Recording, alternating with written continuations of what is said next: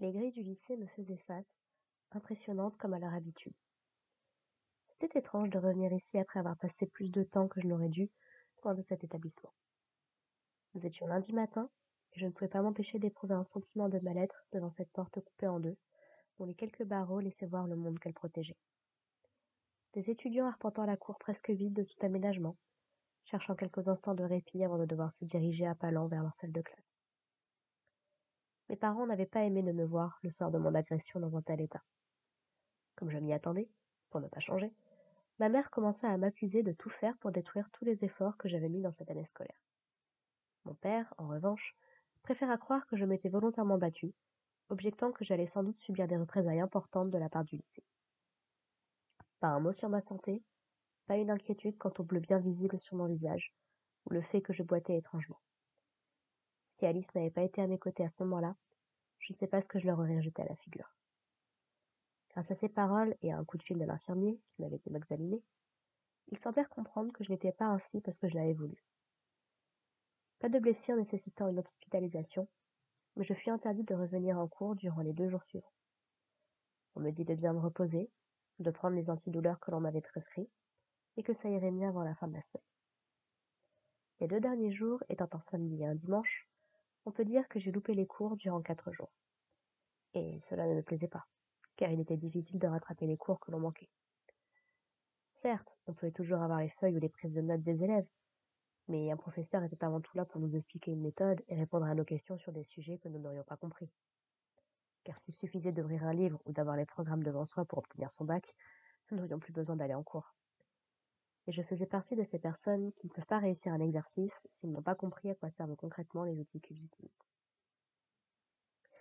C'est en retenant un soupir que je franchissais finalement les limites entre le monde scolaire et l'autre monde, espérant que la journée serait meilleure que les précédentes. Depuis le temps, j'avais fini par intégrer mon emploi du temps à ma mémoire. Aussi savais-je sans hésitation le cours auquel je devais assister et la salle de classe dans laquelle je devais me rendre. En cette première partie de journée, 2 heures consécutives de physique, matière parmi les plus importantes pour la filière S. Je n'avais en général pas de problème avec elle, mais certaines notions pouvaient être difficiles à appréhender. Il me restait suffisamment de temps pour m'y rendre sans avoir à forcer, et donc raviver les douleurs que j'avais subies ces derniers jours. Un petit groupe d'élèves était déjà rassemblé devant la classe, et j'hésitais quelques instants à les rejoindre. Non pas que j'avais peur de ne pas être acceptée, mais je n'avais pas envie que l'on me pose des questions sur ce qui s'était passé entre Matt et moi. Tout d'abord car je n'avais aucune envie de m'en rappeler, mais également car je ne voulais pas étaler devant les autres la rancœur qu'il avait laissé grandir en moi depuis la mort de Nathan.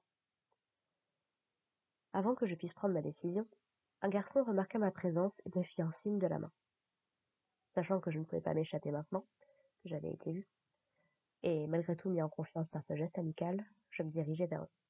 « Salut Alex, et bon retour !» s'exclama un blond en me faisant de la place. « Ça a l'air d'aller. » Martin était un garçon sympathique qui n'embêtait pas vraiment les gens quand il n'avait rien à dire, ou qu'il ne voulait rien dire. Un peu trop extravagant, très tourné sur tout ce qui touchait à l'astronomie, il était très attentif quand on commençait à lui parler de l'espace. « J'espère que tu ne seras pas trop perdu aujourd'hui.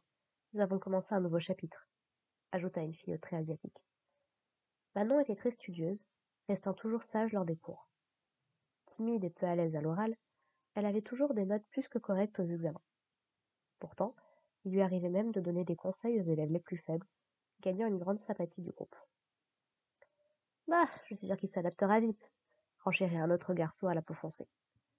Et puis, le prof va sans doute réexpliquer pour ceux qui n'auront pas compris, parce qu'ils auront discuté au moment important. Kevin était le genre de personne à détester quand il ne pouvait pas écouter tranquillement une leçon.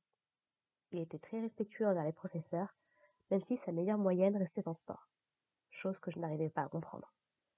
Sa matière maudite était la SVT, alors qu'il aimait apprendre comment fonctionnait notre corps. « J'espère que tu ne parles pas de moi, j'espère. J'étais juste en train d'envoyer un message à ma copine, je pouvais pas faire 2 choses à la fois, » termina notre 4e camarade. Adrien avait la mauvaise fortune d'avoir une tignasse rousse qui n'en faisait qu'à sa tête, et qui lui avait valu de drôles de surnoms depuis son enfance. Bilingue anglais depuis sa primaire, il menait la tête de classe des quelques personnes passionnées par les langues de notre classe. Amoureux depuis déjà plusieurs mois, il était bien décidé à garder l'heureux élu près de lui. Au moins, Matt ne reviendra pas en cours de la semaine, On sera plutôt tranquille, lâcha Martin en s'adossant au mur. De mon point de vue, cela n'allait pas changer grand-chose. Déjà peu présent en règle générale, il ne ferait que prouver qu'il n'accordait pas de grande valeur à son avenir.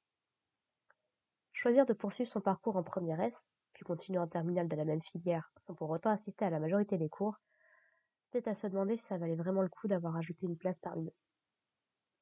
Je pouvais comprendre que la mort de Nathan l'avait bouleversé, au point que venir ici et faire comme si de rien n'était ne se faisait pas si facilement, mais j'avais bien réussi, et il était mon frère. Ne retenant pas mon soupir cette fois-ci, je posai mon sac sur le sol et fixai le couloir de mes yeux verts. À intervalles plus ou moins réguliers, les élèves se rassemblaient devant leur salle, piétinant en attendant que le professeur attitré à cette même salle ne daigne se présenter. À l'époque où le froid était si intense qu'il était impensable de ne pas venir avec des gants de ski, j'aurais moi-même été profondément agacée au moindre retard. La salle de classe, bien que parfois synonyme de longues heures inintéressantes, possédait en général un chauffage suffisamment bien réglé pour accepter d'y rester. Même si la perspective d'être bien au chaud dans son lit titillait très souvent les esprits, encore plus à cette heure de la journée. Alex, tu n'as pas trop mal à rester debout comme ça me demanda Manon en me tirant de mes pensées. Je ne pouvais pas nier que c'était fatigant, d'autant plus que je n'avais pas récupéré totalement. Ma hanche droite était la zone la plus sensible, car elle avait violemment frappé le mur, et j'étais prêt à parier que plusieurs coups l'avaient atteinte. Heureusement, on n'avait pas jugé nécessaire de me faire marcher avec des béquilles, et j'en étais reconnaissant. Je n'avais vraiment pas besoin d'inquiéter les autres et de susciter davantage de questions.